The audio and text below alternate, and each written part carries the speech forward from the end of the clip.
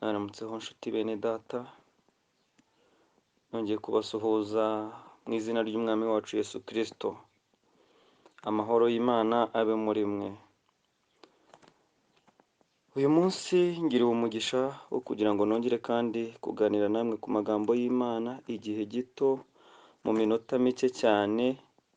Tugiye kuganira ku ijambo ry'Imana rivuga ngo Mwuka Wera niwe mufasha ukwiriye. Kandi mboneyeho no kubifuriza ibihe byiza bya Pentekoste. Turi kuyitegura, izaba ku cyumweru ku itariki 31 z'ukwezi kwa gatanu. Tugiye gusoma amagambo y'Imana.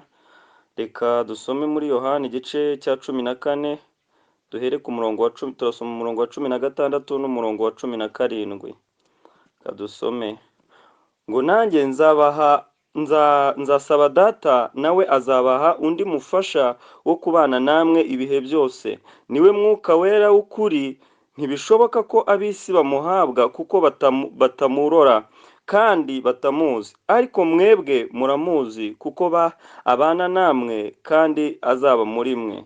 Twongere dusimbuke dusome mu Byakozwe n'Intumwa igice cya 4 umurongo wa 31. Ngo bamaze gusenga aho bari bateraniye, haba umushyitsi, bose buzuzwa Umwuka Wera, bavuga ijambo ry'Imana bashize amanga. Dusome kandi nanone Ibyakozwe n'Intumwa igice cya 3, turasoma ku murongo wa 6 gusa. Ngo Petero aramubwira ati, ifeza n'izahabu ntabyo mfite, ahubwo icyo mfite ndakiguha. Mu izina rya Yesu Kristo w'i Nazareti, haguruka ugende. Amen.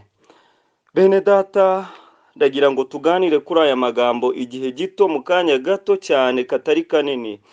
Iyi minsi turi kwitegura Mwuka Wera. Yesu ajya kujya mu ijuru, yasize asezeranije intumwa ze, yasize asezeranije abera, arababwira ngo ndagiye, ariko simbasize mwenyine, simbasize nk'imfubyi, ahubwo mbasigiye Mwuka Wera nk'umufasha. Haleluya! Mwuka Wera niwe mufasha wacu muri uru rugendo turimo. Umukristo udafite Mwuka Wera ntaho yagera. Umukristo udafite Mwuka Wera nta rugendo ashobora kugendamo muri inzira y'agakiza ngo arubashe. Dukwiriye kugira Mwuka Wera muri twe kugira ngo abashe kudufasha, kugira ngo abashe kuduha ubutsinzi. Muri iyi minsi turimo turahangana na byinshi, turarwana na byinshi. Umukristo udafite Mwuka Wera nta hantu ashobora kugera, nta kintu ashobora kwishoboza. Icyo dukeneye ni ukugira Mwuka Wera muri twe, icyo dukeneye ni ukugira umufasha ukwiriye muri twe. Nicyo cyatumye Yesu Kristo yoherereza intumwa Mwuka Wera, kuko zitari zibashije gushira amanga, kuko zitari zifite imbaraga zo kuba zagira icyo zivuga zidafite Mwuka Wera. Tugiye kuganira kuri ibi bintu bitatu. Umwuka Wera ajya dushoboza, Mwuka Wera ajya dushoboza gushira amanga, Mwuka Wera ajya dushoboza kugera ahantu tugakora iby'ubutwari, tugakora ibitandukanye n'ibyo abantu babonaga cyangwa bifuzaga. Ikindi Mwuka Wera ajya dushoboza, Mwuka Wera ajya tuma tugira ibyiringiro byo kuzagera mu gihugu cyo mu ijuru. Haleluya! Reka mbabwire bene data, Mwuka Wera ba Petero n'izindi ntumwa buzuye byabahaye gushira amanga, babasha guhamya. Nuko ngo bamaze kuzura Mwuka Wera mu cyumba cyo hejuru bari bateraniyemo, ngo bamaze kuzura indimi, abantu benshi batangazwa n'ibibaye, batangazwa n'ibyo babona. Barangije ngo barababaza ngo mbese mwasinze, mbese byabagendekeye bite?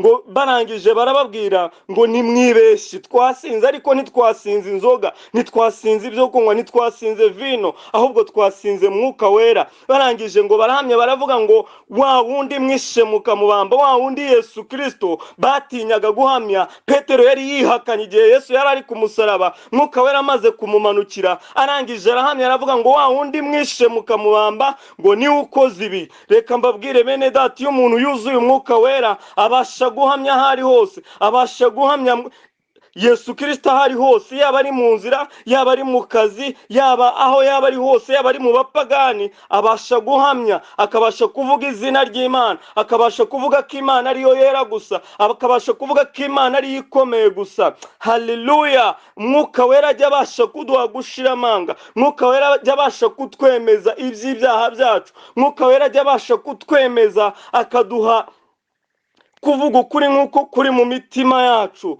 Haleluya!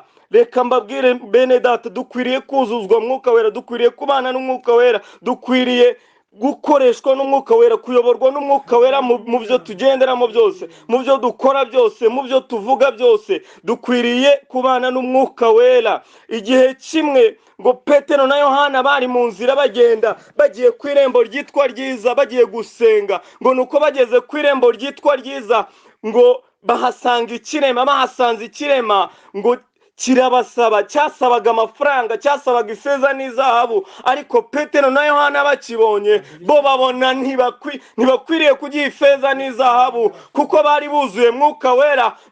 Umukristo wuzuye mwuka wera ajya agera ahantu akamenya ko igikwiriye ari cyo akwiriye gukora, akamenya ko icyo abantu bakeneye atari cyo akwiriye gukora, ahubwo akwiriye gukora icyo mwuka wera amutegeka, akwiriye gukora icyo mwuka wera amuyoboyemo. Petero na Yohana bahageze, ikirema kibasabye amafaranga, babona ko n'ejo kizongera kigasaba, kandi babona ko ubwo buzima atari bwo bukwiriye, ahubwo nacyo gikwiriye gukira kikaba kizima kikagenda. Ngo nuko Petero aramubwira ngo nudutumbirira icyo dufite turakiguha, nuduhanga amaso icyo dufite turakiguha. Nta kindi bari bafite muri bo, bari bafite Yesu Kristo. Yesu Kristo wari warabujuje mwuka wera, akabaha guhishurirwa, akabaha kumenya icyo bakwiriye gukora, akabaha kumenya icyo umuntu akwiriye kurusha icyo wabona. Babona ko akwiriye gukira, babona ko icyo kirema gikwiriye guhaguruka. Petero aramubwira ngo untumbire, simfite ifeza n'izahabu, ariko icyo mfite muri njye ndakiguha. Arangije aramubwira ngo mu izina rya Yesu Kristo w'i Nazareti haguruka ube muzima. Ngo nuko icyo kirema kirahaguruka kiba kizima. Nta kindi cyari kubishoboza Petero keretse kuba yaramaze kuzuzwa mwuka wera, keretse kuba yarabashije guhishurirwa, keretse kuba mwuka wera ari we wari usigaye uyobora ubugingo bwe, keretse kuba mwuka wera ari we wari usigaye umuyobora. Mwuka wera ni we wamushoboje guhishurirwa, mwuka wera ni we wamushoboje kumenya neza ko icyo kirema kidakwiriye ifeza n'izahabu gihabwa buri munsi, ahubwo gikwiriye guhaguruka kikaba kizima, nacyo kikagenda kikajya gukora kugira ngo ahubwo nacyo gitangire gifasha bakwiriye gufashwa.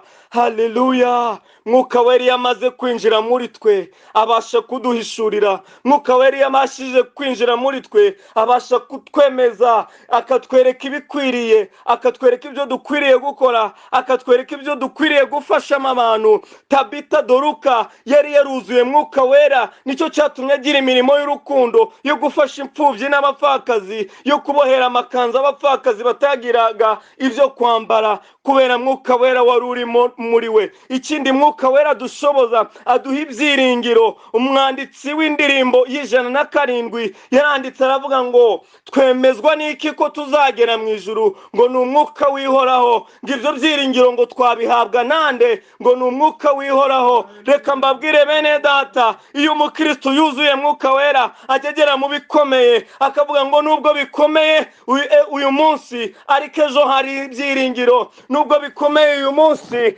ejo hari ibyiringiro, kuko muri iyi si iwacu turi mu rugendo, tuzajya mu ijuru kandi tuzagerayo. Mwuka wera iyo tugezemo, urupfu iyo ruje dushira amanga.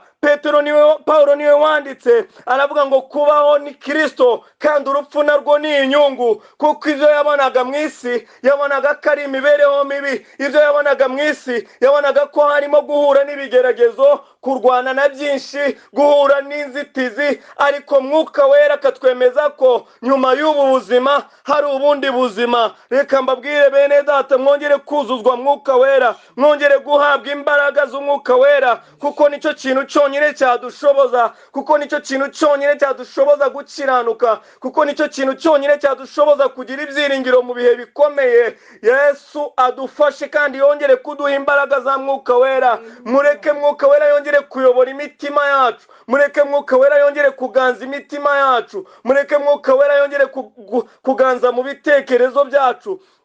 Umukristo udafite mwuka wera aba ameze nk'imodoka igenda itarimo esansi. Iyo igeze ahantu esansi igashira, ntishobora kurenga aho ngaho. Umukristo udafite mwuka wera iyo ageze mu itorero atangira kunaniza abamuyobora, atangira kunaniza abamuha gahunda zo kugenderaho kubera nta mwuka wera uba uri muri we, kubera nta kimuyobora kiba kiri muri we. Ariko umukristo wuzuye mwuka wera ajya agera ahantu akamenya ibikwiriye mbere y'uko bamubwira